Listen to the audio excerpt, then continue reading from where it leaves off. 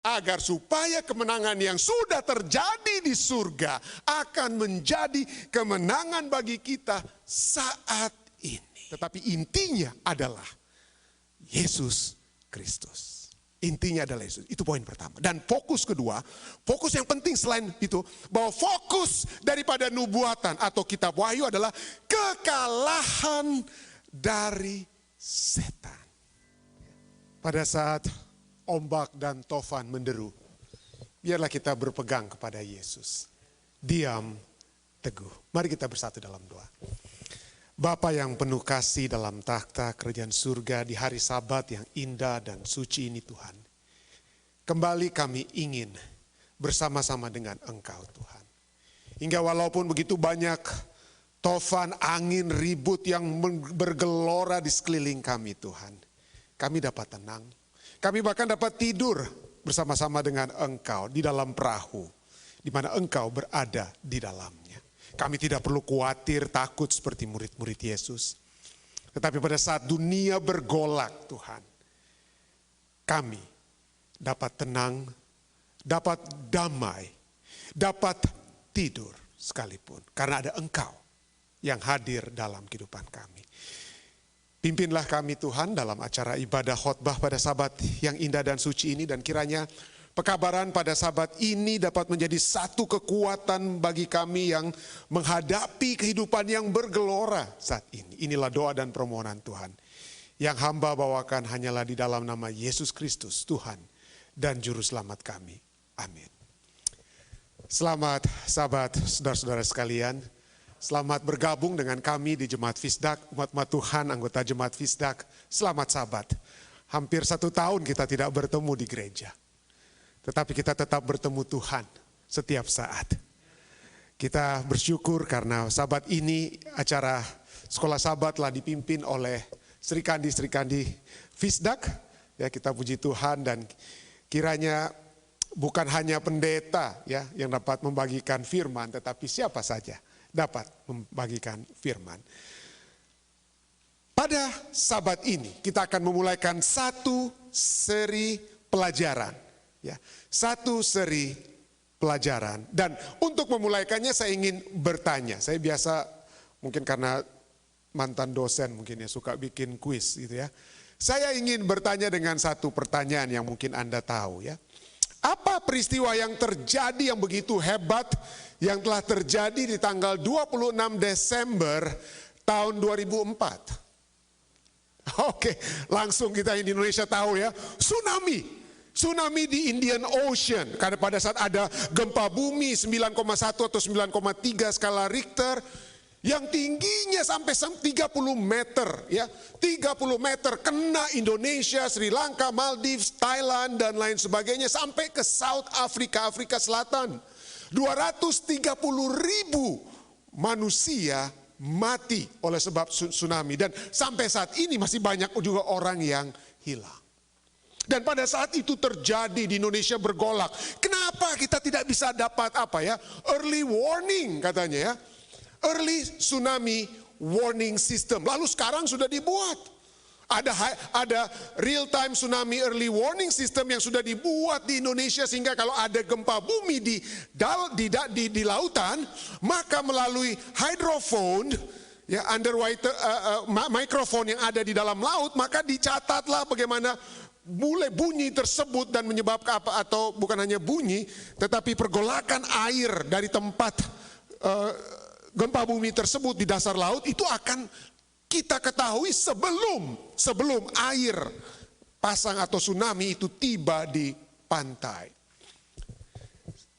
Indah sekali, bagus sekali kalau kita pada saat 2004 itu sudah memiliki early warning system. Akan menyebabkan banyak orang yang di pinggir pantai itu akan lari ke tempat yang lebih aman. Pertanyaan yang sama, kalau Anda berada dalam rumah yang terbakar. Anda berada dalam rumah yang terbakar. Apa yang kira-kira Anda ingin terjadi apabila ada tetangga yang melihat rumah Anda sedang dalam proses untuk terbakar begitu hebat? Apa yang Anda kira-kira rindukan tetangga itu lakukan? Anda rindu agar tetangga itu bangunkan Anda beberapa bulan yang lalu, 1 bulan yang lalu ya. kalau tidak, Januari, beberapa minggu yang lalu. Ada seorang yang rumahnya terbakar, lalu tetangganya melihat ada asap yang keluar dari rumah tersebut. Tetangganya datang ke rumah orang tersebut dan mulai gedor-gedor dan ada doorbell kamera video menunjukkan bagaimana tetangga itu datang dan mulai gedor rumah yang sedang dalam proses terbakar tersebut. Dan mereka yang di dalam rumah itu dapat lari keluar dan selamat dari kebakaran yang hebat. Kita tahu peristiwa itu di Amerika Serikat. Dunia, kalau boleh dikatakan, juga dalam keadaan yang genting. Boleh saya katakan dalam keadaan yang genting. Dan kalau dunia ini dalam keadaan yang genting, ada emergency yang terjadi. Apa yang saudara dan saya dapat lakukan? Ya, diam-diam saja, nggak apa-apalah. Ya, jangan bikin ribut, tenang saya, nanti orang tahu aja sendiri. Apa itu kira-kira langkah yang dapat kita ambil? Mungkin ada yang katakan, enggak lah pendeta, dunia tidak sedang genting saat ini. Ya, dunia tidak sedang genting. Ya. Kenapa? Ya. Ada yang katakan genting, ada yang katakan tidak genting. Ada yang katakan dunia dalam keadaan kacau, ada yang katakan dunia dalam keadaan yang tidak kacau. Yang katakan kacau, mereka katakan, kacau pendeta, ya pandemik aja kita belum kelar. Apalagi ada varian-varian baru dari COVID-19 yang muncul dari Afrika Selatan, yang muncul dari England, yang muncul dari Brazil. Semuanya itu seakan-akan walaupun sudah ada vaksin, katanya ada vaksin-vaksin yang tidak bisa mengobati varian-varian yang atau mencegah varian-varian yang baru. Jadi memang doomed. The world is on fire karena pandemik ini.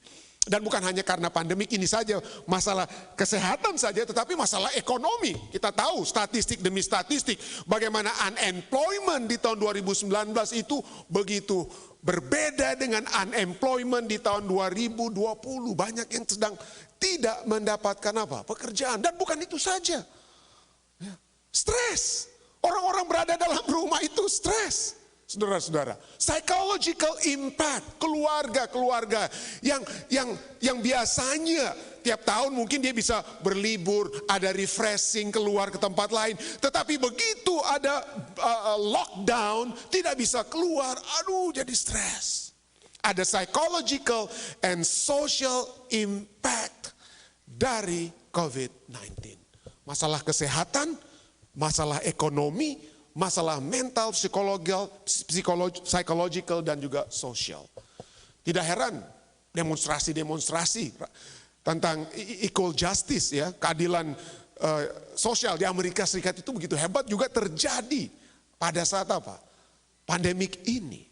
Tapi mungkin ada yang katakan, mungkin oke lah, pendeta betul ada masalah kesehatan, ada masalah ekonomi, ada masalah finansial ekonomi dan juga masalah psikologis. Tapi ada yang katakan, justru di masa pandemik ini banyak yang kaya, jadi dunia itu nggak terbakar pendeta. Bilioner di Amerika ini sekarang oleh sebab pandemik ini, kekayaan mereka di dunia ini meningkat 10,2 triliun US dollar.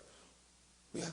10,2 triliun, bukan juta, bukan miliar, triliun dolar, bukan rupiah.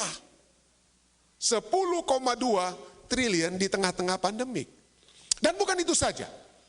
Di penelitikan menunjukkan bahwa 20% orang Amerika penduduknya kurang lebih 300 juta. Tapi 20% penduduk Amerika, 1 dari 5, kekayaannya meningkat.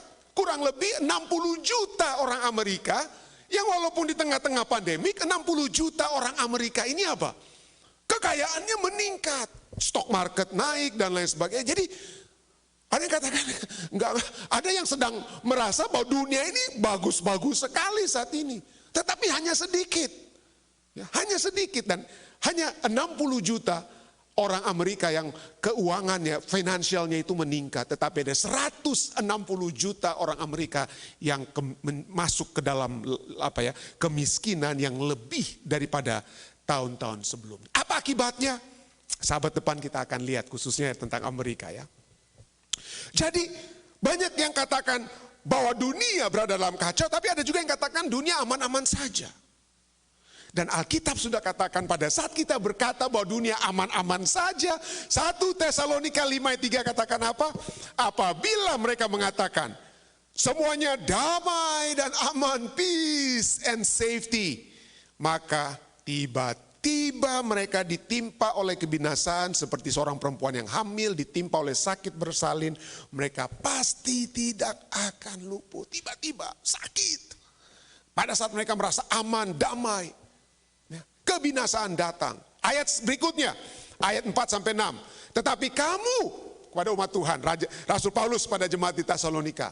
Orang-orang lain katakan damai, aman. Tetapi kamu saudara-saudara, ayat 4. 1 Tesalonika 5 ayat 4. Kamu tidak hidup dalam kegelapan. Artinya kamu bukan orang-orang yang tidak tahu, tapi kamu adalah orang yang tahu. Kamu tidak hidup dalam kegelapan sehingga hari itu tiba-tiba mendatangi kamu seperti pencuri. Karena kamu semua adalah anak-anak terang. Sebab itu baiklah jangan kita tidur seperti orang-orang lain tetapi berjaga-jaga dan sadar. Karena Allah tidak menetapkan kita untuk ditimpa murka, tetapi untuk beroleh keselamatan oleh Yesus Kristus Tuhan kita. Kita bukan berada dalam kegelapan. Kita tahu apa yang terjadi. Ya. Dengan kata lain, keselamatan itu sudah dijaminkan kepada kita dan kita akan selamat karena kita tahu dunia sedang terbakar. Kita tahu, terang sudah diberikan. Amos 3 ayat 7, katakan apa? Tuhan sudah menyatakan keputusannya. Dia tidak berbuat sesuatu tanpa menyatakan keputusannya kepada hamba-hambanya para nabi. Sehingga pada saat Yesus, pelajaran sahabat kita sudah beberapa kali katakan ya, bahwa pada Yesus mengatakan kepada murid-muridnya apa yang akan terjadi kepada dia, apa yang Yesus katakan? Dia katakan, hal itu aku katakan kepadamu sebelum terjadi, supaya kamu percaya. Supaya kamu percaya. Ya. Segala sesuatu yang akan terjadi, sudah terjadi. Saya ulangi saudara ya. Segala sesuatu yang akan terjadi atau yang mungkin Anda katakan sedang terjadi itu sudah terjadi. Mungkin Anda di Fisdak masih sering mendengar konsep ahar ya, ahar. Saya sering katakan ya. Konsep masa depan bagi orang Ibrani. Konsep ahar atau masa depan itu, ahar itu konsep masa depan, bahwa itu arti literal daripada ahar adalah after the following part atau behind a place atau afterward of time. Jadi segala sesuatu yang akan terjadi itu adalah sesuatu yang sudah apa? Sudah terjadi. Ya. Segala sesuatu yang terjadi. Jadi dengan kata lain, apa yang sudah terjadi dan sudah dinyatakan dalam Alkitab akan diulangi kembali sampai itu menjadi lebih hebat. Tetapi kita juga bisa melihat bahwa kehebatan itu bukan hanya masalah dunia yang hebat, tetapi keselamatan Tuhan itu juga hebat. Nah, kenapa konsep ahar ini, afterward of time ini penting? Kenapa? Karena coba kita lihat. Konsep yang pertama adalah bahwa di sini katakan in the Hebrew sense of reality. Not the past, but the future comes behind. The future itu, masa depan itu yang paling belakang. Kok bisa masa depan yang paling belakang? Kenapa? Karena yang pertama itu adalah masa lalu. Yang kedua masa sekarang. Yang paling belakang itu adalah masa depan. Yang paling belakang itu adalah masa depan. Jadi masa depan itu adalah sesuatu yang sudah terjadi di masa lalu, tapi kemudian terjadi dengan lebih hebat di masa depan. Jadi artinya begini, berapa kali saya sudah khotbahkan di Fisdak ini ya. Jadi ini konsep manusia kita, kalau melihat masa depan, kita katakan, oh masa depan itu ada di depan kita. Jadi kita berjalan menuju masa depan kita. Tapi orang Ibrani, masa depan mereka ini seperti begini. Masa depan adalah mereka melihat masa lalu mereka berjalan ke depan sambil melihat masa lalu. Karena mereka percaya kalau Tuhan sudah lindungi saya dari titik itu sampai titik ini. Pada saat saya berjalan terus ke depan, sambil melihat ke belakang, maka saya tahu Tuhan akan terus menuntun saya. Jadi nubuatan atau hal yang ke depan itu adalah hal yang pasti. Karena sudah ada dia punya presiden. Sudah ada tercatat sebelumnya apa yang terjadi. Dan kemudian itu akan terjadi lebih apa? Lebih hebat. Entah itu masalahnya A dan juga jalan apa? Keluarnya. Tidak heran kalau kita lihat kata-kata nubuatan ya. Misalnya dinubuatkan kepada Abraham ya. Kita dengar nubuatan kepada Abraham tentang kepastian nubuatan. Kejadian 12 ayat 2 Tuhan berfirman, aku akan membuat engkau menjadi bangsa yang besar dan memberkati engkau serta membuat namamu masyhur dan engkau akan menjadi berkat. Akan future. You will, makanya New King James Version katakan, I will make you a great nation, I will bless you and make your name great and you shall be a blessing. Bahasa Inggris kalau ada pakai will atau shall artinya itu future tense, apa yang akan terjadi. Tapi coba kita lihat the Young Literal Translation. Yang literal translation itu berdasarkan apa kata-kata bahasa Ibrani-nya, tidak pakai kata will. Kenapa? Karena present perfect yang digunakan, bukan future tense. Jadi yang literal translation katakan I make thee become a great nation and bless thee, make thy name great and be thou a blessing. Tidak ada kata will. Kenapa? Karena kata aslinya adalah I have made thee. Saya telah membuat engkau. Saya telah memberkati engkau.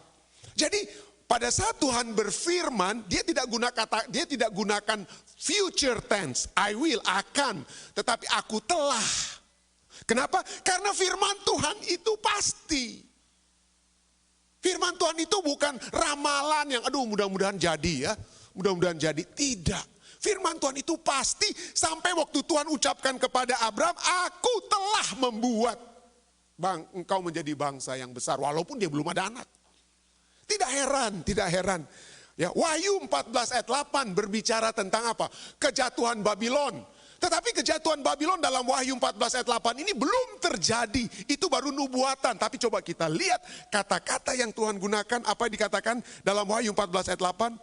Dan seorang malaikat lain, malaikat kedua menyusul dia dan berkata, sudah rubuh Babel, kota besar itu yang telah memabukkan segala bangsa dengan anggur hawa nafsu cabulnya.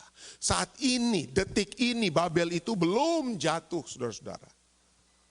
Ya, belum jatuh betul-betul, tapi Alkitab sudah katakan sudah rubuh. Kenapa? Karena pasti dia akan jatuh. Pasti dia akan jatuh. Tidak heran banyak penulis teolog-teolog juga menggunakan statement yang dibuat oleh William Shakespeare ya. Penulis dari Inggris yang terkenal, dikatakan what is past is prologue. Masa lalu, apa yang telah berlalu itu sebenarnya hanyalah pendahuluan.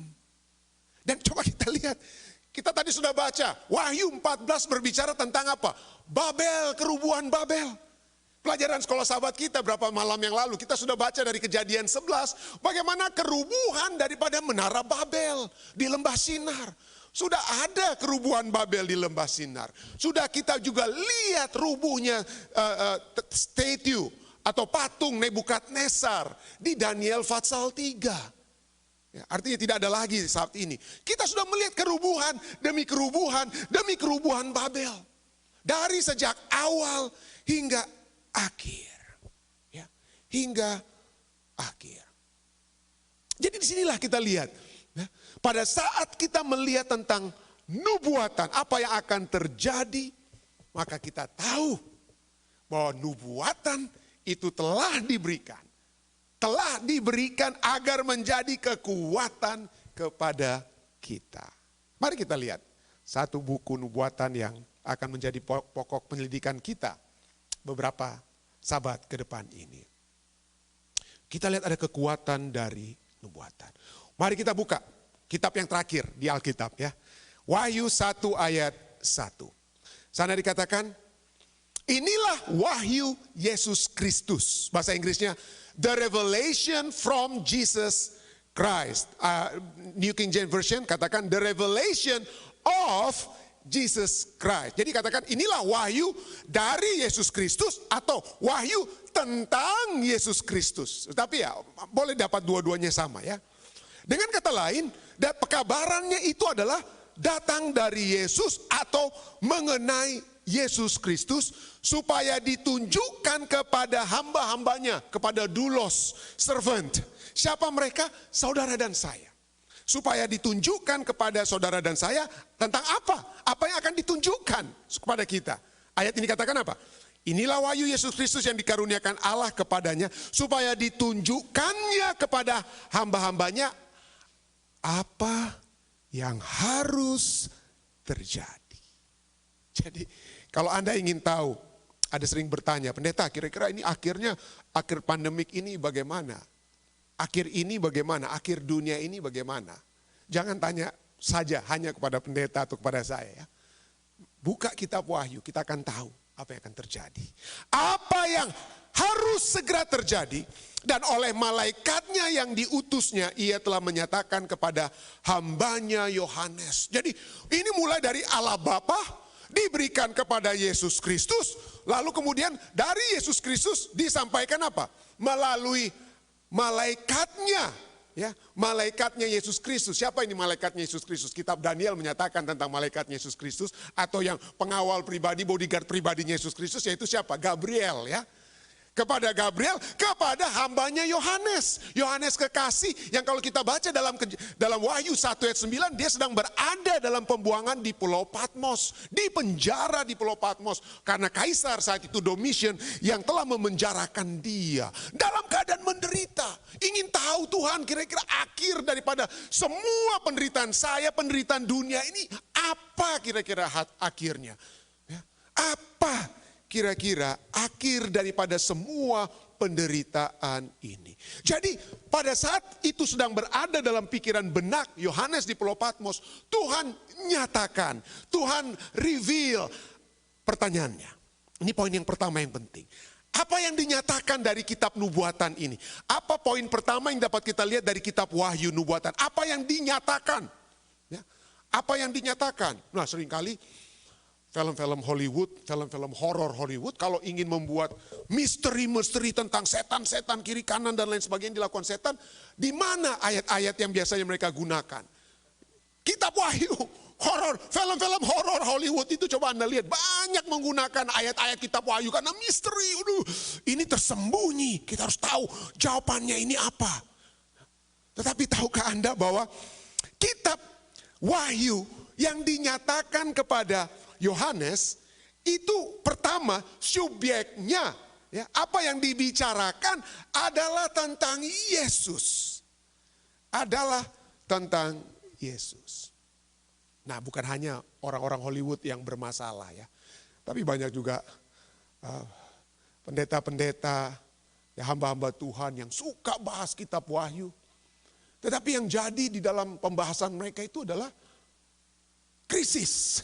Bukan Kristus. Saya pernah membuka satu video seorang pembicara. Waduh hebat sekali dia berbicara tentang profesi, nubuatan akhir zaman. Dia bicara tentang apa yang sedang terjadi, konspirasi-konspirasi yang sedang terjadi dalam dunia ini. Begitu hebat dia membuat apa? Oh seakan-akan, oh ini akan terjadi, ini akan terjadi. Ini sedang terjadi, ini yang mereka sedang lakukan, ini dan itu. Sepanjang pembicaraannya tentang nubuatan akhir zaman, saya saksikan, saya dengar langsung satu video itu, satu itu saja ya. Tidak ada kata Kristus yang muncul. Yang kami lihat, yang saya lihat saat itu adalah krisis. Tetapi nubuatan atau wahyu itu subjeknya itu adalah Kristus. Kristus yang bagaimana? Apa yang Kristus akan lakukan? Mari kita baca ayat 2 dan 3. Yang telah diberikan melalui Gabriel kepada Yohanes. Yohanes telah bersaksi tentang firman Allah. Tentang kesaksian yang diberikan oleh Yesus Kristus. Yaitu segala sesuatu yang telah dilihat oleh Yohanes. Lalu di sini kita lihat. Ayat 3. Subjeknya Yesus Kristus. Tujuannya apa? Supaya Anda takut. Supaya Anda serem, gentar. Ayat 3, berbahagialah ia yang membacakan dan mereka yang mendengarkan kata-kata nubuat ini. Pada saat kita akan memulai seri nubuatan ini, saya tidak mengajak Anda untuk menjadi takut dan gentar. Tapi saya mengajak Anda untuk melihat Yesus dan berbahagia. Dan berbahagia. Berbahagialah ia yang membaca, bukan saya yang bilang, karena ini firman Tuhan katakan, berbahagialah ia yang membacakan dan mereka yang mendengarkan kata-kata nubuat ini dan yang menuruti apa yang tertulis dalamnya sebab waktunya sudah dekat. Waktunya sudah dekat.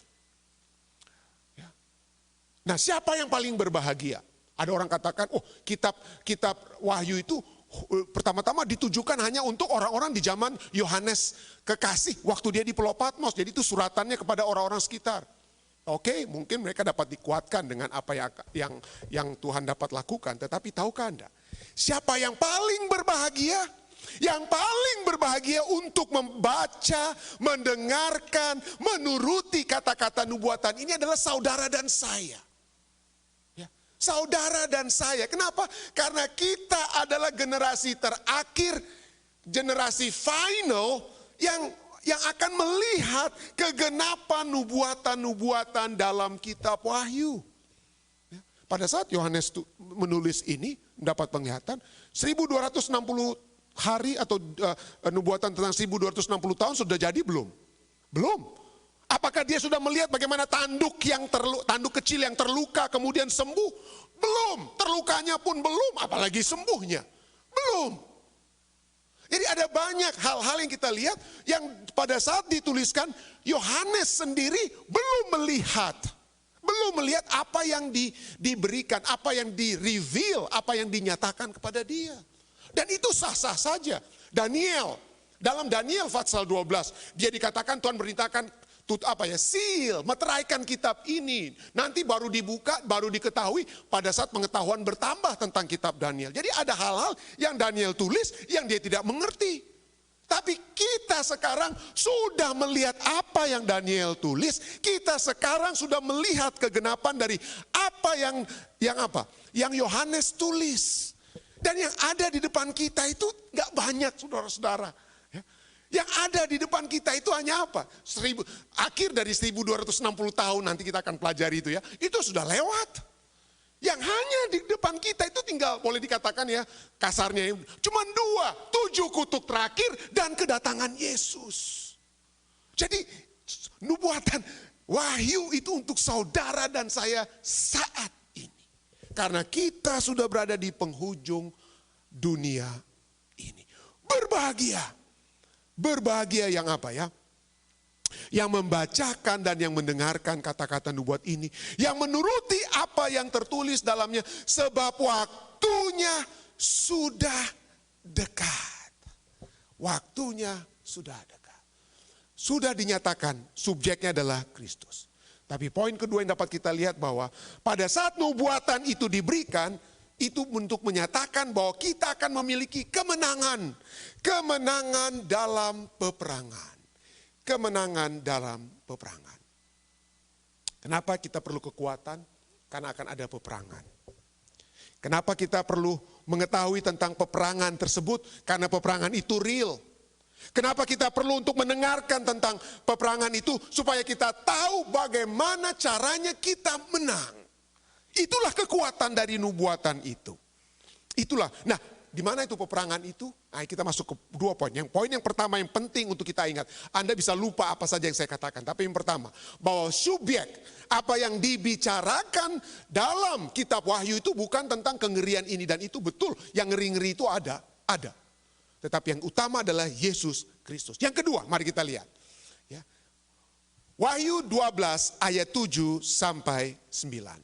Wahyu 12 ayat 7 sampai 9 berbicara tentang apa? Maka timbullah peperangan di surga. Wah. Timbullah peperangan di mana? Di surga. Sebelum ada peperangan dalam rumah tangga saudara dan saya, sudah ada peperangan di surga. Sebelum ada peperangan di tempat bekerja Anda, antara Anda dan teman bekerja, antara Anda dan bos, antara saya dan bos saya, sudah ada peperangan di surga.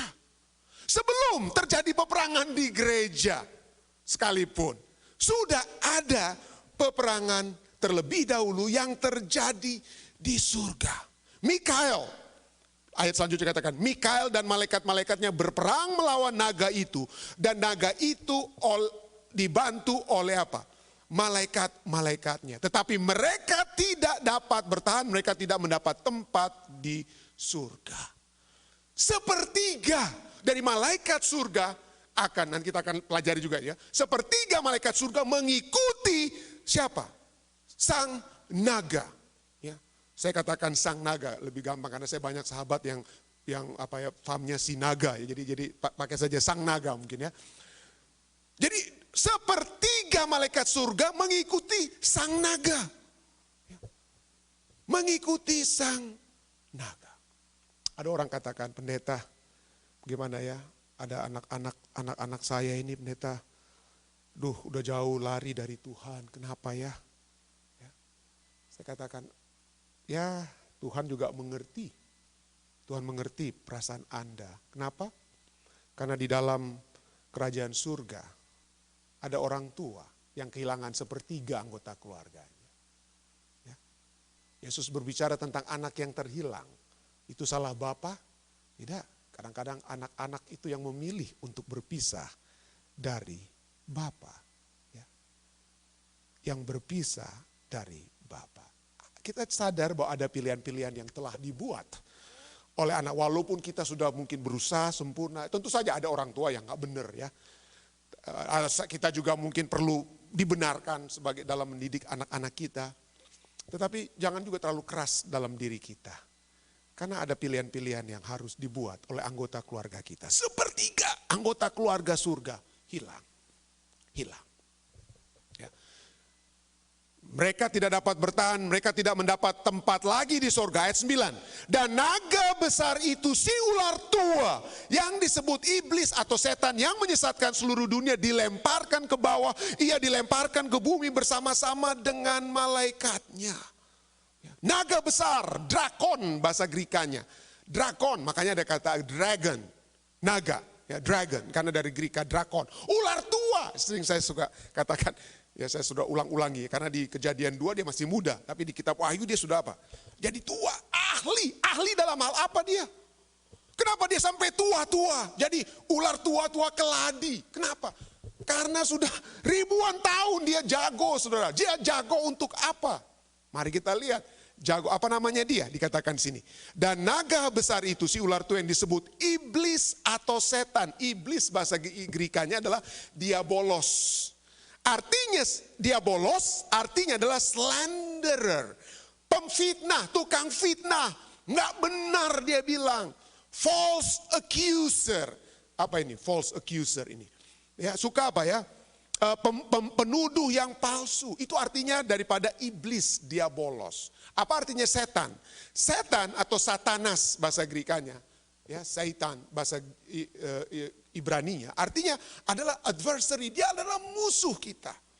Tukang apa? Tukang tuduh. Ya, dia adalah tukang tuduh. Dan apa yang tukang tuduh ini lakukan? Ya, ini sudah dikatakan. Dan naga yang besar ular tua yang disebut iblis setan yang menyesatkan seluruh dunia. Apa cara metode dia untuk menyesatkan kita adalah dengan dustanya.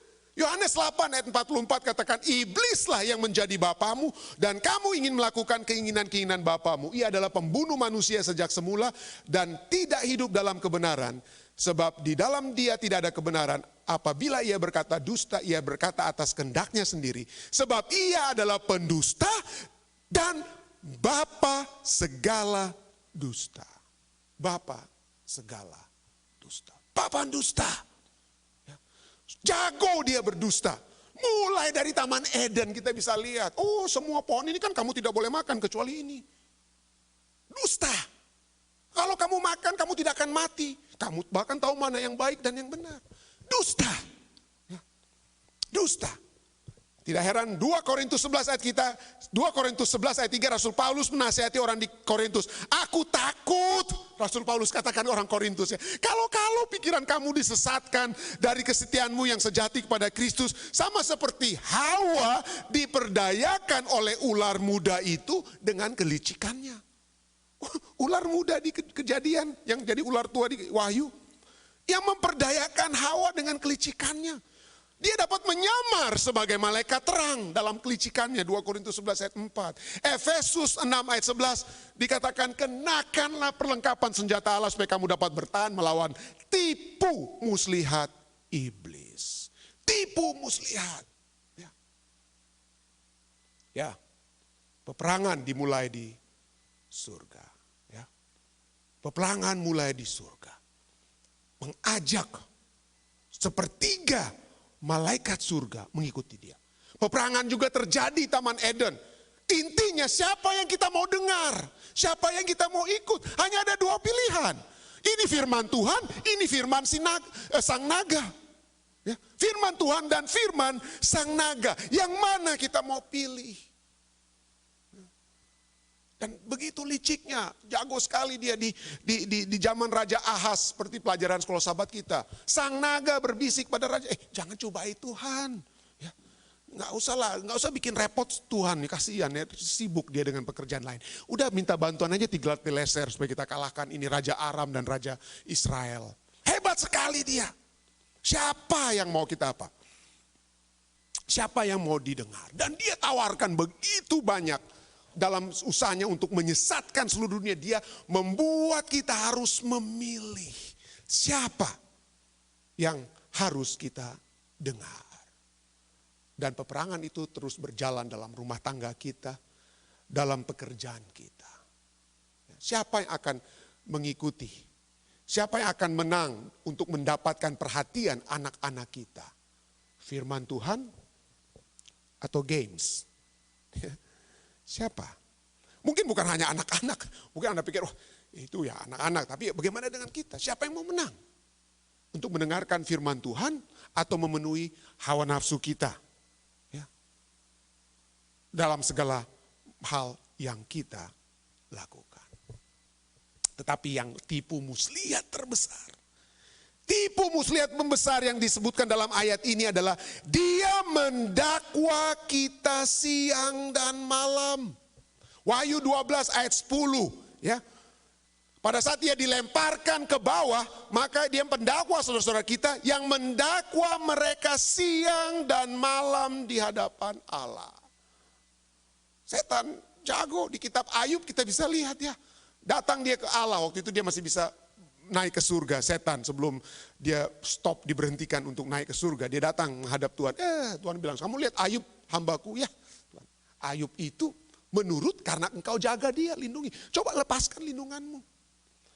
Jadi dari waktu ke waktu setan mempertanyakan motif kita. Saya mengikuti Tuhan karena saya mendapatkan berkat Tuhan. Setan terus mengganggu hati dan pikiran kita. Mendakwa kita siang dan malam. Ada satu pandangan yang menarik yang ditulis oleh Sinclair Ferguson dalam bukunya Devoted to God. Ya, Devoted to God. Dia katakan bahwa setan itu jago sekali dalam apa ya? Memeras kita, blackmailing. Jadi sekarang ini ada orang yang, beberapa waktu lalu ada orang yang hack Ibu Pendeta, istri saya punya email ya. Ibu Pendeta punya email, dia katakan, oh saya sudah dapat. Dia betul, dia punya akses ke istri saya punya email. Dia bilang, saya punya password, saya sudah akses email kamu, saya sudah kontrol. Jadi saya tahu semua isi email kamu. Kalau kamu tidak kasih kami uang, saya lupa berapa dia minta, ribuan dolar itu ya. Kalau kamu tidak berikan uang kirim kepada kami, pakai apa itu namanya, biasanya mereka minta itu, bukan debit card, apa itu? Gift card ya, gift card, maka semua isi emailmu ada hal-hal yang dia padahal nggak ada. Dia bilang ada hal-hal yang sangat pribadi milikmu, maka kami akan apa? Sebar luaskan tentang email tersebut. Wah, hebat sekali ya. Di blackmail kami. Tapi ya kami gampang saja, istri saya bilang, oke, mari kita rubah password semua ya, akhirnya hilang begitu saja. Tapi itulah pemerasan dia. Dia pikir bahwa kalau kita punya dirt, ada kotoran-kotoran kita, kalau kamu mau supaya apa? Supaya tidak disebarluaskan, turut kami, turut saya. Dan ini yang dikatakan ya. Jadi pada saat setan dikatakan selalu memeras kita. Pada saat kita diam-diam telah berdosa, dikatakan di sini, we have secretly given into sin. Maka yang terjadi apa pada saat kita berdosa? Maka setan membisikkan kepada kita bahwa kita telah gagal, kita tidak layak. Lalu setan katakan, walaupun kamu berdosa, tapi no problem ya. Saya diam-diam, tapi kamu juga diam-diam ya. Diam-diam. Secret, keep it ya. Tidak ada orang yang tahu, saya saja dan kamu yang tahu. Saya saja dan kamu yang apa? Tahu. Tidak boleh ada yang tahu. Ya. Jangan bilang siapa-siapa, saya saja yang tahu. Apa masalahnya dengan pandangan seperti ini? The result, menurut buku ini katakan, kita takut. We are already ashamed, kita sudah merasa malu. But now in addition, we fear what others will think and say. Kita sudah rasa malu dengan dosa-dosa kita. Lalu kita, kalau orang tahu dosa pendeta Rantung ini bagaimana ya. Akibatnya apa? The result, we become isolated within ourselves. We feel there is a secret nobody else must know. We fail to deal biblically with our sin. Jadi kita sudah merasa malu, lalu kita simpan, kita akhirnya terus-terusan dalam apa? Masalah tersebut. Tapi kita gagal, we fail to deal biblically with our sin. Kita gagal menangani dosa kita secara apa? Secara alkitabiah. Dan kita cuma sakit hati terus dengan dosa tersebut, tapi nggak tahu mau bikin apa lagi. Dan kita setan apa? Tawarkan terus. Padahal ada jalan keluar. Jalan keluar Tuhan itu kita dapat apa? Mengakui dosa kita dan apa? Berbalik. Ada begitu banyak pengalaman pribadi. Ya, seperti saya selalu katakan di anak-anak pendeta Alex Rantung, mungkin saya yang black sheep-nya ya. Hampir jadi anak yang terhilang, atau enggak tahu sudah jadi anak yang terhilang ya. Tapi seringkali pada saat saya ingin untuk bertobat, sudah berpikir waktu lalu ya, untuk bertobat, setan selalu bilang, you are a hopeless case. Gak mungkin, coba kamu lihat, kalau orang tahu dosamu, ya malu nih. Anak ketua Uni, pendeta Alex Rantung, anaknya begini. Janganlah. Jangan orang tahu, jadi akhirnya despair terus saya. Despair terus. Ada seorang anak Tuhan, saya tidak mau bilang siapa dia, saya tidak mau bilang ini anak laki-laki atau anak perempuan, anak Tuhan, dia bukan juga anak ya, tapi dia adalah seorang anak Tuhan.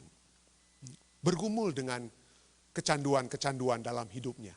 Saya tidak ingin sebutkan kecanduan apa yang dia miliki. Bergumul, kenapa? Seringkali dia datang ke tempat kami, dia katakan, pendeta bagaimana caranya, saya nggak bisa, ini kecanduan, ini sudah begitu hebat. Saya nggak tahu bagaimana mau keluar. Kita mulai kasih nasihat dari firman Tuhan, kami berdoa. Berapa waktu kemudian jatuh lagi, pendeta saya sudah berdosa lagi, pendeta. Saya sudah berdosa lagi, saya nggak tahu. Dan itu yang setan katakan. Tuhan tidak sanggup membebaskan kamu. Dan bukankah kamu mau untuk menerus berada dalam kecanduan seperti ini? Kecanduan seperti ini. Saya hanya terus bisa berdoa selama bertahun-tahun. Saya mendoakan anak Tuhan ini. Saya mendoakan beliau. Ya, bertahun-tahun kami tidak sempat berbicara. Tapi puji Tuhan kalau tidak salah tanggal 19 Desember yang lalu, beliau, anak Tuhan ini kirim teks ke saya. Saya tidak sebut namanya, saya tidak tulis namanya, saya tidak mau ya. Tapi ini dia katakan, selamat hari Sabat pendeta Stephen and wife, senang dapat berjumpa lagi. Tolong doakan saya di tempatnya ya, agar kembali dekat dengan Tuhan. Rindu. Rindu untuk kembali dekat dengan Tuhan. Mazmur 86 ayat 5 katakan, sebab Engkau ya Tuhan baik dan suka mengampuni dan berlimpah kasih setia bagi semua orang yang berseru kepadamu. Amsal 28 ayat 13, siapa menyembunyikan pelanggarannya tidak akan beruntung. Tetapi siapa mengakuinya dan meninggalkannya akan disayangi. Tuhan kita suka mengampuni. berlimpah kasih setia bagi semua orang yang berseru kepadanya. Tidak ada dosa yang besar yang Tuhan bilang, "Duh, besar sekali dosamu anak. Duh, gak bisa saya mau menghadapi dosa yang besar begitu." Yesus gak akan bilang seperti itu. Yang dia katakan, walaupun dosamu merah seperti kirmisi, akan putih seperti salju. Putih bersih. Berapa hari lalu kita di New Jersey main-main dengan salju, lompat-lompat. Istri saya tiduran di salju yang baru turun. Karena putih bersih. Ya. Lebih bersih mungkin dari tempat tidur di rumah. Yang spraynya mungkin belum dicuci. Tapi ini salju itu bersih sekali, saudara-saudara. Bersih. Kalau saja kita datang kepada Tuhan, mengakuinya. Itulah how to deal with sin biblically. Setan terus tuduh, kamu itu hopeless, you are a loser. Kamu a loser, but coba kita lihat. Firman Tuhan katakan, kita dapat menjadi pemenang saat kita mengakui dan meninggalkan dosa-dosa kita. Wahyu sudah katakan, Wahyu 12 ayat 10 ya. Katakan, setan yang mendakwa kita siang dan malam di hadapan Allah kita. Tapi kita dapat mengalahkan dia. Kita dapat mengalahkan dia bukan karena kuat kuasa kita, tapi kuat kuasa Tuhan yang sudah berjalan bagi kita. Oleh sebab itu dikatakan, mereka mengalahkan dia oleh kekuatan sendiri, bukan. Mengalahkan dia, kita mengalahkan setan oleh darah anak domba. Oleh darah anak domba. Dan oleh perkataan kesaksian mereka. Firman Tuhan, kesaksian tentang firman Tuhan. Ya, kesaksian firman Tuhan. Tapi ketahuilah, peperangan ini real. Peperangan ini telah terjadi, sedang terjadi, dan akan terjadi dengan begitu hebatnya di depan. Kenapa? Ya, dikatakan di sini, bersukacitalah hai sorga, dan hai kamu sekalian, ayat 12. Wahyu 12 ayat 12. Karena itu bersukacitalah hai sorga dan hai kamu sekalian yang diam di dalamnya. Celakalah kamu hai bumi dan laut. Apa artinya? Kata nubuatan tentang bumi dan laut. Bumi itu adalah bangsa-bangsa orang yang ada di mana ya? Di dunia baru, nanti kita akan lihat. Sedangkan laut adalah bangsa-bangsa atau orang-orang yang dari dunia mana? Dunia yang lama, di old world. Artinya bumi dan laut melambangkan keseluruhan dunia. Orang-orang dalam dunia ini sedang berada dalam serangan setan. Sedang berada dalam peperangan dengan setan yang dalam gemarnya yang dahsyat. Setan sedang marah. Setan sedang berusaha keras karena ayat ini katakan ia tahu waktunya sudah singkat. Ya. Tapi coba kita lihat. Peperangan itu dimulaikan di surga. Antara sang naga dan Mikael dan apa? Malaikat. Siapa yang menang? Siapa yang menang? Mikael menang, saudara-saudara. Mikael menang. Oleh sebab itu bersukacitalah hai sorga. Kenapa? Karena di sorga itu peperangan tersebut telah dimenangkan oleh Mikael. Dan peperangan sekarang pun kita dapat bersukacita karena anak domba tersebut darahnya sudah tercurah. Agar supaya kemenangan yang sudah terjadi di surga akan menjadi kemenangan bagi kita saat ini.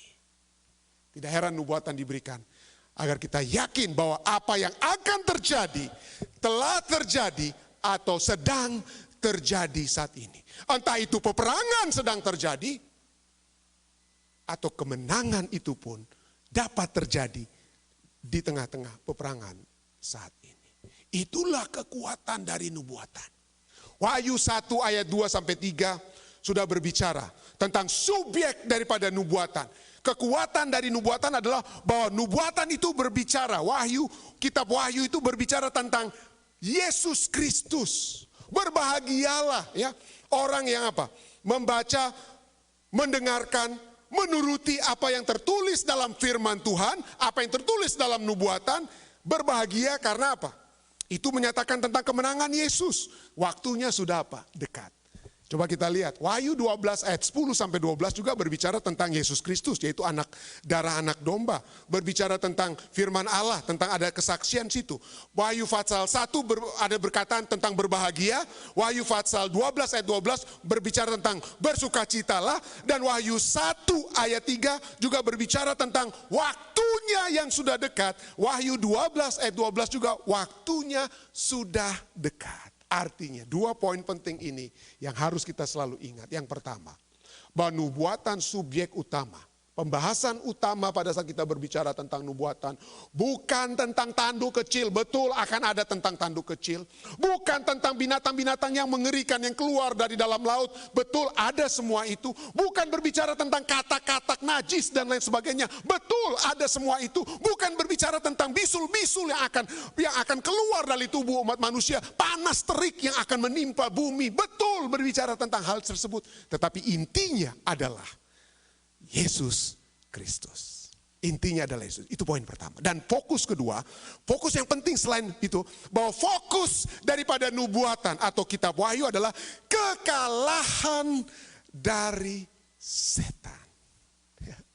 Kekalahan dari setan. Apapun hasilnya.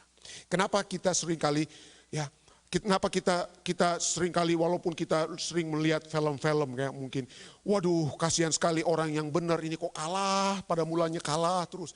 Tapi kenapa pada umumnya film-film itu senang orang, kenapa? Karena akhirnya, ujung-ujungnya, ya, yang jagoannya menang. Jagoannya pasti menang. Itulah pengharapan kita, bukan supaya kita nonton film Hollywood, tidak ya. Tapi Alkitab juga berbicara dengan hal yang sama. Bahwa pada akhirnya kemenangan itu akan menjadi bahagian saudara dan saya. Dan itulah kekuatan dari firman Tuhan. Kekuatan dari firman Tuhan tentang apa yang harus terjadi. Peperangan yang harus terjadi. Dan juga kemenangan yang harus terjadi. Sahabat depan, kita akan lanjutkan pembahasan kita. Poin yang sangat menarik, lebih menarik mungkin akan kita bahas sahabat depan. Bagaimana apa kira-kira nubuatan tentang the land of the free, home of the brave. Ya. Apa kira-kira peperangan yang sedang terjadi di Amerika pada saat ini. Tapi ketahuilah, pelajaran kita katakan apa? Waktunya sudah singkat, waktunya sudah dekat. Dan kedekatan itu adalah rumah di surga. Rumah di surga. Marilah kita bersukacita dengan rumah di surga yang sudah dekat. Untuk lagu menutupi acara ibadah, kita akan mendengarkan lagu yang akan dibawakan oleh choir Fisdak yang menyanyikan satu lagu yang berjudul Sudah Dekatlah Rumah di Surga. Terima kasih banyak atas kebersamaan Anda bersama-sama dengan kami di acara-acara ibadah Jemaat Fisdak. Jika Anda diberkati, silakan di-like, di-share, dan di-subscribe di Fisdak YouTube dan Facebook.